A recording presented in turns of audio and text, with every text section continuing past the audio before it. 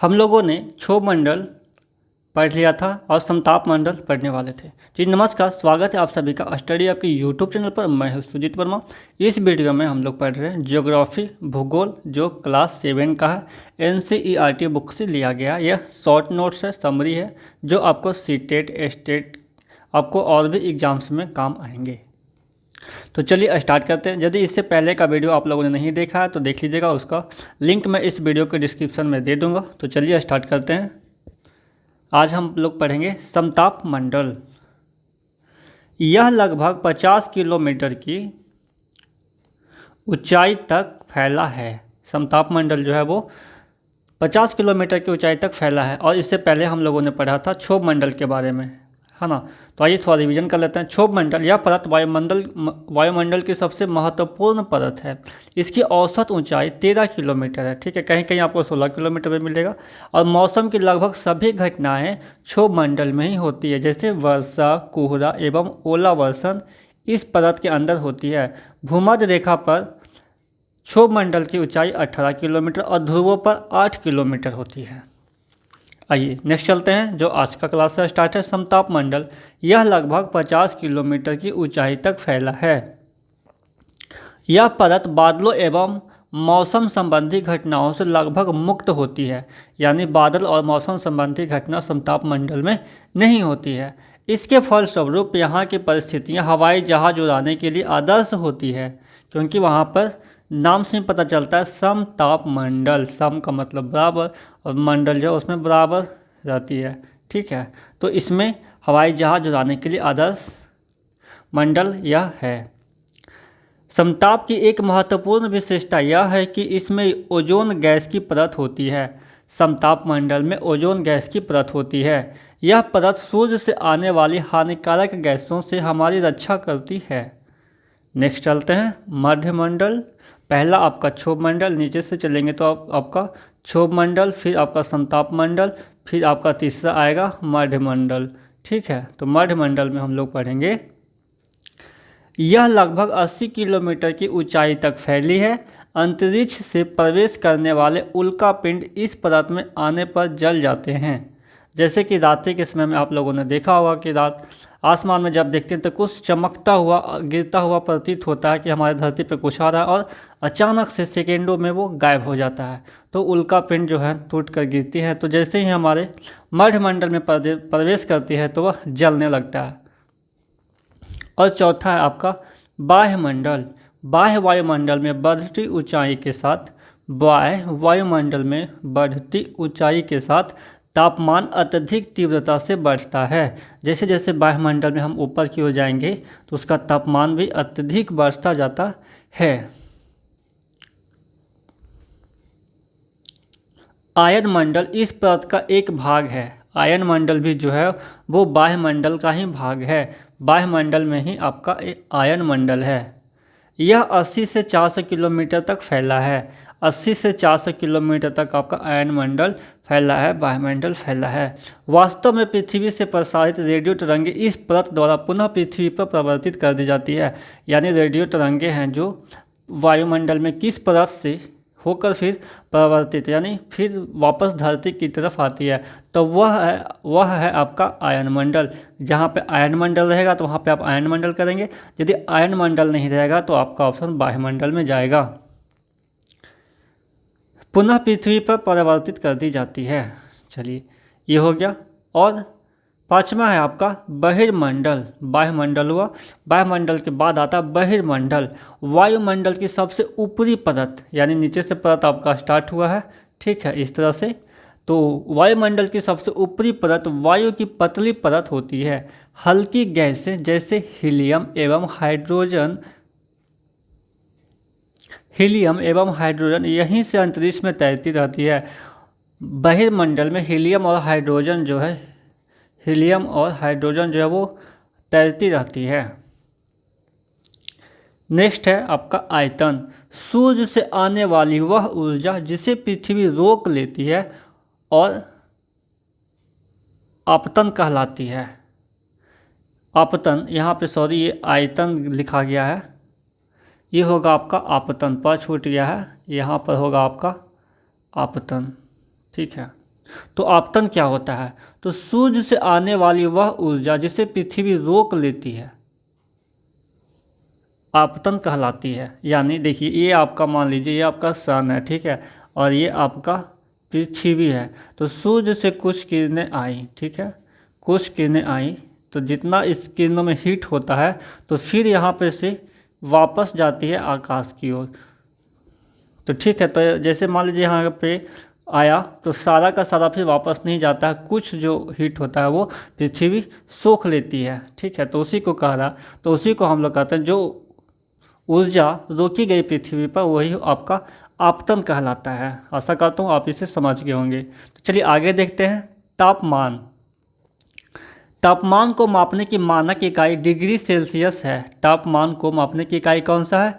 Degree Celsius है। इसका आविष्कार एंडर्स सेल्सियस ने किया था। डिग्री सेल्सियस का आविष्कार किसने किया था? एंडर्स सेल्सियस ने किया था। नेक्स्ट पॉइंट है आपका वायु। वायु हमारे शरीर पर उच्च दाब के साथ बल लगाती है।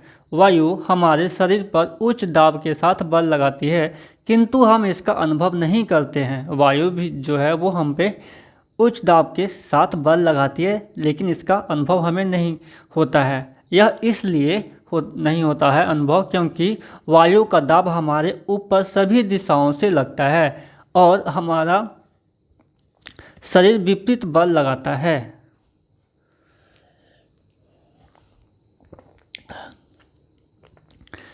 क्यों नहीं अनुभव होता है? क्योंकि मान लीजिए जैसे कि यहाँ पे कोई वस्तु है, ठीक है, और इधर से भी कुछ बल लग रहा है, इधर से भी सेम बल लग रहा है, और इधर से भी बल लग रहा है, और इधर से भी बल लग रहा है।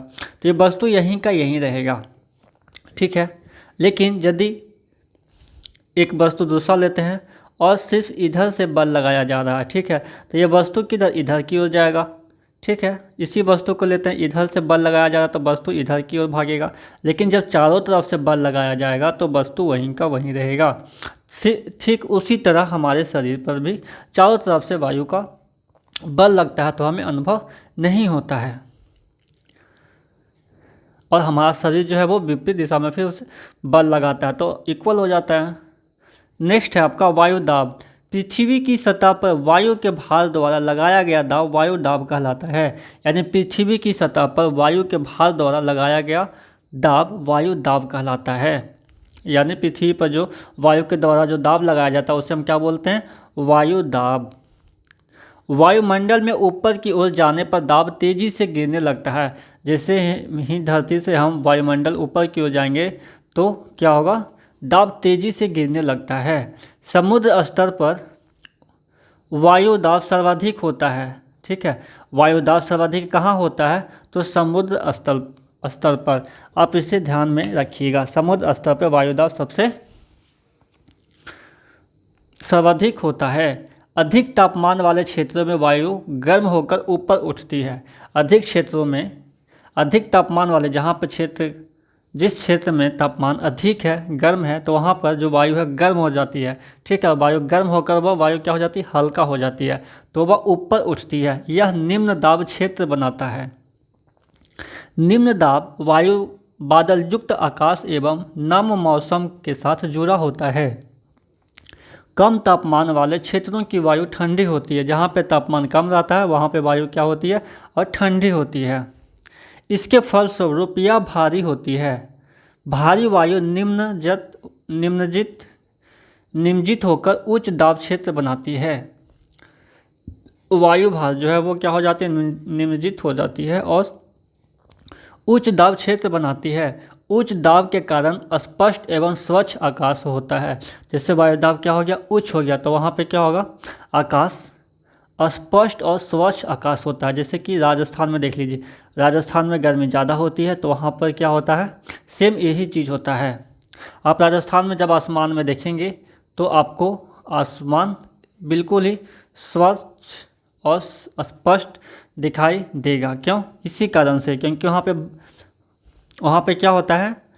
भारी वायु निम्नजित होकर उच्च दाब क्षेत्र बनाती है। यानी उच्च दाब के कारण स्पष्ट एवं स्वच्छ दिखाई देता है, ठीक है।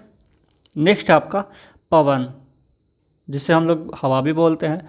उच्च दाब क्षेत्र से निम्न दाब क्षेत्र की ओर वायु की गति को पवन कहते हैं। यानी उच्च दाब क्षेत्र जहाँ पर है तो वह उच्च दाब क्षेत्र से वह निम्न दाब क्षेत्र की ओर वायु गमन करती है, तो उसे ही हम क्या बोलते हैं, पवन। यानी गमन जो करती है उसे हम बोलते हैं पवन। पवन को मुख्यतः 3 भागों में विभाजित किया गया है ना। पवन को मुख्यतः 3 भागों में विभाजित किया जा सकता है। पहला है आपका स्थानीय पवनें। व्यापारिक पश्चिमी एवं पूर्वी पवनें अस्थायी पवनें हैं। जो व्यापारिक पश्चिमी एवं पूर्वी पवनें हैं वो क्या है, अस्थायी पवनें हैं। ये वर्ष भर लगातार निश्चित दिशा में चलती है। इनका दिशा निश्चित होती है। अस्थायी पवनें, नाम से ही पता चलता है अस्थायी पवन। ये पवन क्या है, अस्थायी है, यानी इनका दिशा निश्चित है। ये पवनें 0 डिग्री से 23.5 डिग्री उत्तर एवं दक्षिण दिशा से पश्चिम में भूमध्य रेखीय निम्न दाब की ओर बहती है। जैसे यह आपका मान लीजिए पृथ्वी है, पृथ्वी पे हमने बीचों बीच में माना है 0 डिग्री विषुवत रेखा, और जैसे ही उत्तर में जाएंगे 23.5 डिग्री, है ना। तो यही कह रहा है कि ये पवनें 0 डिग्री से यानी विषुवत रेखा से कर्क रेखा, 23.5 डिग्री को कर्क रेखा बोलते हैं, और नीचे में जो है दक्षिण में उससे बोलते हैं 23.5 डिग्री को मकर रेखा।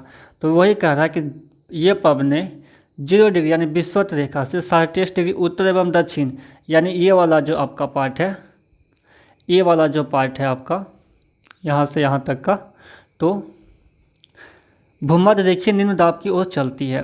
ठीक है, पश्चिम में भूमध्य रेखीय निम्न दाब की ओर चलती है, उच्च दाब से निम्न दाब की ओर चलती है। भूमध्य रेखीय को डोल्ड्रम भी कहते हैं। भूमध्य रेखा जो होता है उसे हम लोग क्या बोलते हैं, डोल्ड्रम भी बोलते हैं। चलिए नेक्स्ट चलते हैं, मौसमी पवनें। नेक्स्ट क्या है आपका, मौसमी पवनें। ये पवनें विभिन्न ऋतुओं में अपनी दिशा बदलती रहती है। मौसमी पवनें क्या होती है, विभिन्न ऋतुओं में अपनी दिशा बदलती रहती है। उदाहरण के लिए भारत में मानसूनी पवनें। नेक्स्ट है आपका स्थानीय पवनें। ये पवनें किसी छोटे क्षेत्र में वर्ष या दिन के किसी विशेष समय में चलती है। उदाहरण के लिए स्थल एवं समुद्री समीर। नेक्स्ट है आपका लू। भारत के उत्तरी क्षेत्र की गर्म एवं शुष्क स्थानीय पवन को लू कहते हैं। यानी भारत के उत्तरी क्षेत्र में जो पवन चलती है वह क्या होती है, गर्म होती है, और गर्म होने के कारण वह शुष्क होती है, उसे हम क्या बोलते हैं, लू बोलते हैं। प्रमुख वायुदाब पेटियाँ, और भी जो वायुदाब की पेटियाँ हैं वह प्रमुख हैं, उसके बारे में जानते हैं। भूमध्य रेखीय निम्न दाब। भूमध्य रेखीय निम्न दाब जिसे हम लोग डोल्ड्रम के नाम से भी जानते हैं। यानी 0 डिग्री अक्षांश को भूमध्य रेखीय या निम्न दाब या डोल्ड्रम कहते हैं।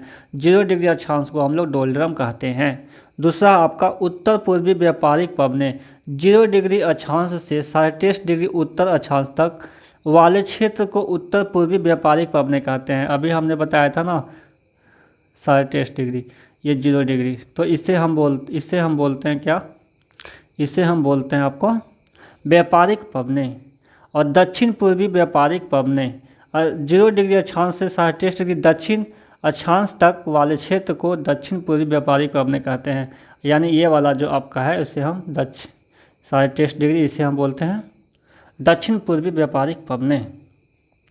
उसके बाद चौथा आपका आता है उपोष्ण उच्च दाब, जिसे हम हौस अक्षांश भी कहते हैं। इसका एक हौस अक्षांश का कहानी है, आप सभी लोगों ने सुना होगा। तो ये आपका है 30 डिग्री उत्तर से 35 डिग्री उत्तर तक, और 30 डिग्री दक्षिण से 35 डिग्री दक्षिण में है। ठीक है, उपोष्ण उच्च दाब आप सारे लोगों ने जाना होगा। ये 0 डिग्री, फिर 23.5 डिग्री, ठीक है, फिर 30 डिग्री, 35 डिग्री, 66.5 डिग्री, इस तरह से करके बैठे हैं। ये जोन को आप जानते होंगे। तो वही यहाँ पे बताया जा रहा है कि 30 डिग्री उत्तर और 35 डिग्री उत्तर से 35 डिग्री उत्तर और 30 डिग्री दक्षिण से 35 डिग्री दक्षिण तक के क्षेत्र को हम लोग बोलते हैं उपोष्ण उच्च दाब अक्षांश, या हौस भी उसे बोला जाता है, अश्व अक्षांश भी उसे बोला जाता है। और पाँचवा आपका सनातन पछुआ पवन। ये 35 डिग्री उत्तर से 60 डिग्री उत्तर तक होता है, और 35 डिग्री दक्षिण से 60 डिग्री दक्षिण तक होता है आपका सनातन पछुआ पवन। नेक्स्ट पॉइंट है आपका आर्द्रता। वायु में किसी भी समय जलवाष्प की मात्रा को आर्द्रता कहते हैं। आर्द्रता में क्या होता है, वायु में किसी भी समय जलवाष्प की मात्रा को, वायु में जब जलवाष्प की मात्रा होती है तो वो क्या होता है, आर्द्रता उसमें होती है। नेक्स्ट है आपका वर्षा। पृथ्वी पर जल के रूप में गिरने वाला वर्षण वर्षा कहलाता है।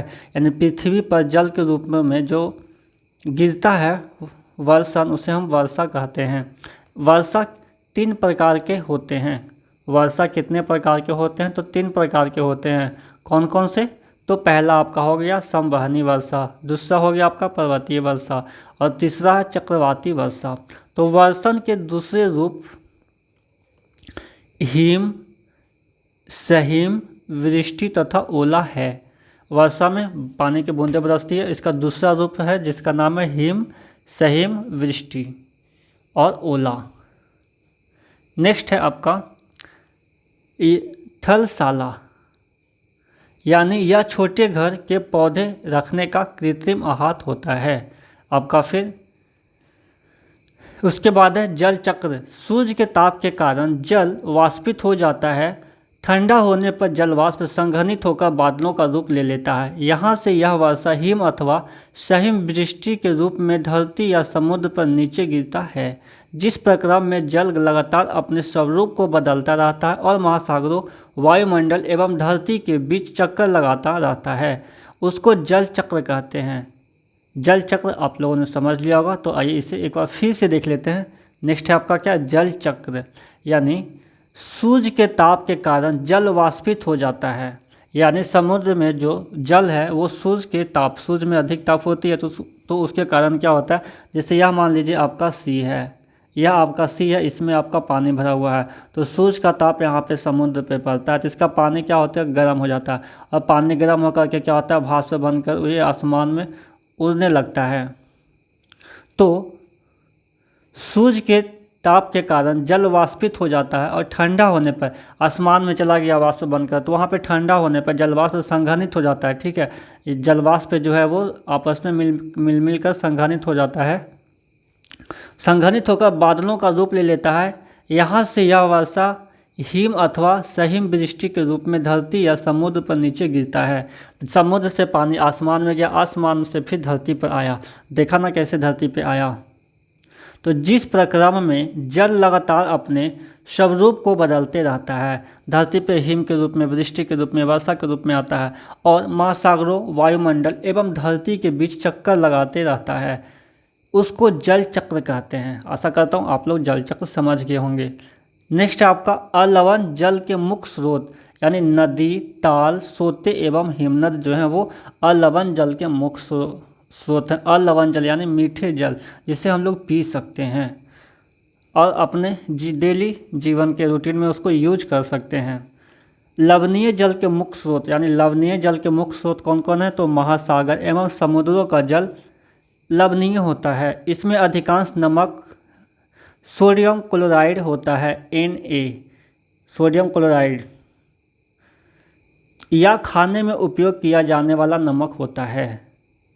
नेक्स्ट है आपका महासागरीय जल, हमेशा गतिमान रहता है। महासागरीय जल वो स्थिर नहीं रहता, हमेशा गतिमान रहता है। 22 मार्च विश्व जल दिवस के रूप में मनाया जाता है।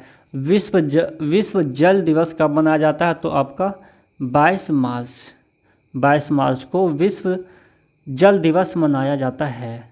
तरंगे जब महासागरीय सतह जल पर लगातार उठता और गिरता है तो इन्हें तरंग कहते हैं। नेक्स्ट आपका सुनामी, तूफान में तेज वायु चलने पर विशाल तरंगें उत्पन्न होती है, जैसे भूकंप, ज्वालामुखी, उद्गार या जल के नीचे भूस्खलन के कारण महासागरीय जल अत्यधिक विस्थापित होता है, जिसके परिणाम स्वरूप 15 मीटर तक की ऊंचाई वाली विशाल ज्वारीय तरंग उठ सकती है, जिसे सुनामी कहते हैं। नेक्स्ट है आपका ज्वार भाटा, दिन में 2 बार नियम से महासागरीय जल का उठना एवं गिरना ज्वार भाटा कहलाता है। जब सर्वाधिक ऊंचाई तक उठकर जल तट के बड़े हिस्सों को डुबो देता है तब उसे ज्वार कहते हैं। जब जल अपने निम्न स्तर तक आ जाता है एवं तट से पीछे चला जाता है तो उसे हम भाटा कहते हैं। नेक्स्ट है आपका सूर्य एवं चंद्रमा के शक्तिशाली गुरुत्वाकर्षण।